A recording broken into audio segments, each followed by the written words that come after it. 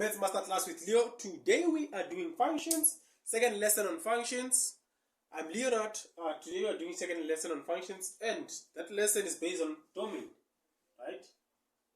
Domain, which they call a set of x values, right? In definition, a domain is a set of x values, right? So we'll be focusing more on the domain that has to do with the equations. We're focusing more on the equation side of the domain, right? So for example, let's just say we are given something like this: f of x is equals to square root of x minus 5. They want you to determine the domain of this equation, right? They want you to determine the domain of this equation. How will you determine the domain of this equation? It's very much easy. In this case, where is my graph restricted? Where is my graph, or not the graph, where is my equation valid and where is it not valid, right? So from the valid point, that's where we'll start, right? But you can see, if we say here, you have the square root of x minus 5, right?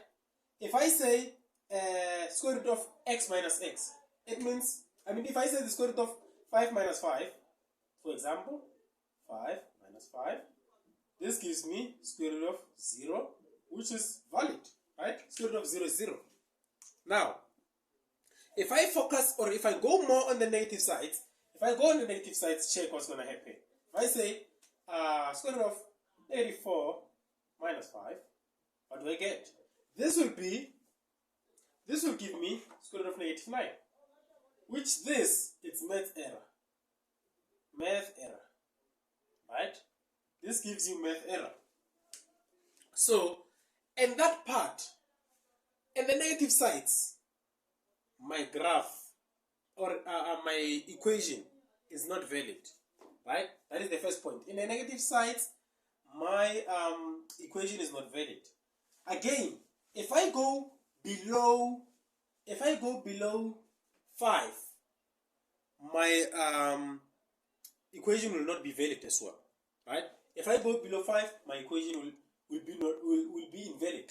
Check. If I say square root of 4 minus 5, this gives me square root of negative 1.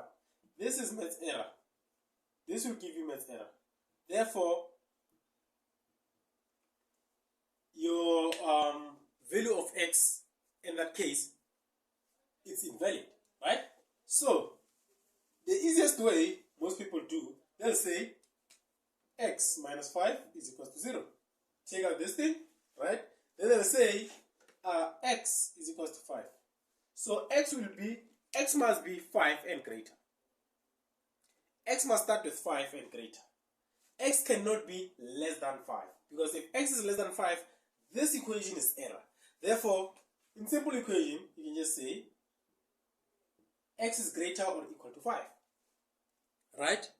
X is greater or equal to 5. From 5 and upwards, your equation is valid. Some textbooks will write it like this. They'll say x, okay, they use that bracket, that weird bracket. Yeah, they use this bracket and say x is greater or equal to 5. After that, x is the element of real numbers, right? That is how they will write it. This and this, one and the same thing. They represent the same thing, right? So it tells you here, explanation of this, we're looking for the value of x. X will be valid when it's greater than 5. And again, after greater than 5, going upwards, x is the element of real numbers. We no longer have restrictions after having x being greater or equal to 5. That's how they represent this, right?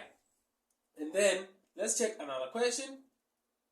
Say you're given a question like this. They want you to determine what? The domain, right? Say you have a question like this. F of x is equals to 1 over x to the power 3 x cubed plus 3x squared. And this is minus 3x squared plus 2x. Right? They want you to determine what? They want you to determine the domain of this equation. Now, the first thing that you need to check if your denominator is equals to 0. If your denominator is equals to 0, then this will be invalid. The first thing that you need to look at, your domain must not be equals to 0. Because if your domain is equals to 0, this equation will be invalid. Right? So, what are the things that will make this domain become 0? You can calculate them by saying x squared or x cubed minus 3x squared plus 2x, right? This is equals to 0. We want all the answers that will give us 0. Hence I say equals to 0, right?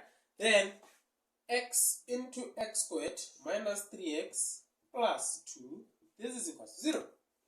X is equals to 0, right? That is the first point. That is the first point. X is equals to 0. The second point, x minus, okay, just say, this is 3, okay, 2, 1. Negative, negative. This is equals to 0. Then x minus, x is equals to 2, x is equals to 1, right? But check, if I substitute 0 here, I'm gonna have what we call a math error. Therefore, that solution of x is invalid, right? So why would you say x cannot be 0? Because when x is 0, this equation, it's invalid. Again, x cannot be 2, because if x is equals to 2, if you substitute 2 here, your denominator will be 0. Therefore, your equation is invalid. Again, x cannot be 1, because when x is equals to 1, this equation is invalid, right? So, these are the restrictions that we have on our graph, on our equation. Those are our restrictions. Then we can write it like this. You can just say x, just erase here. You can just say that weird bracket, x, right? Then x is the element of real numbers, right? Excluding these guys, 0, 1, and 2, right? Excluding 0, 1, and 2. The rest, after that, your domain is valid. But in this case, it's not valid at 0, 1, and 2. Right? Let's try to get one more question. See if we can. Okay, let's say you're given something like this. F of x is equals to 1 over square root of x minus 1. Right?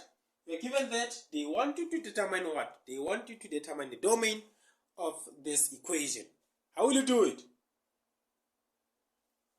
The first thing, your domain cannot be 0. Because if your domain is 0, therefore this equation will be invalid. 2, the value of x or the solution inside this radical sign cannot be negative. Because if it's negative, it will give you math error. So you have two conditions here. The first condition, your domain cannot be 0, because if your domain is 0, therefore this will not be valid. 2,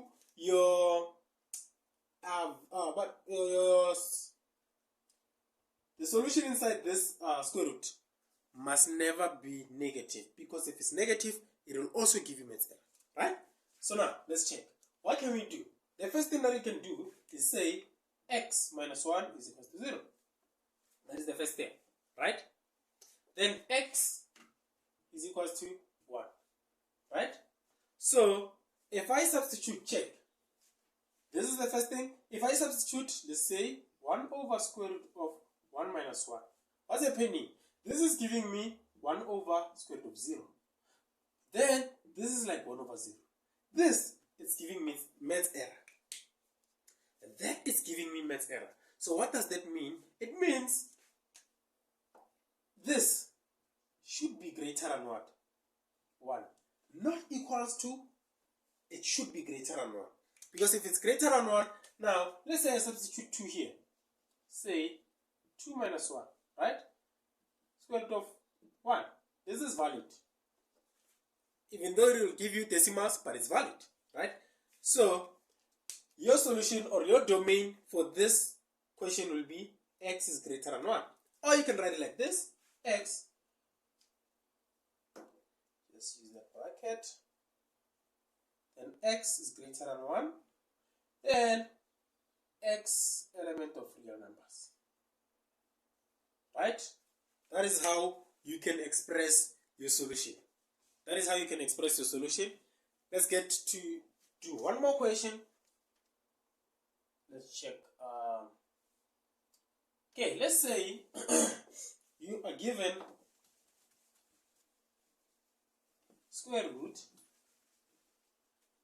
g of u is equals to square root of u minus square root of 4 minus u. Right? So now, what are we looking for? We want to know the domain of this. But first, for you to know the domain, you need to know where is your equation restricted. If you can know where your equation is restricted, you'll be able to know the domain, right? So now, for me to know the restrictions, I can use this guy. 4 minus u is equals to 0, then u is equals to 4, right? U is equals to 4. So when I substitute 4 here, what will I have? Square root of 4 minus square root of 4 minus 4, right? Then this will give me 2 minus 0. It's valid, right? So let's say I go below 4.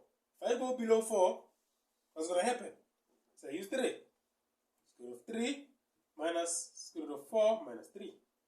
This is valid as well, right? It's valid. Let's say now I go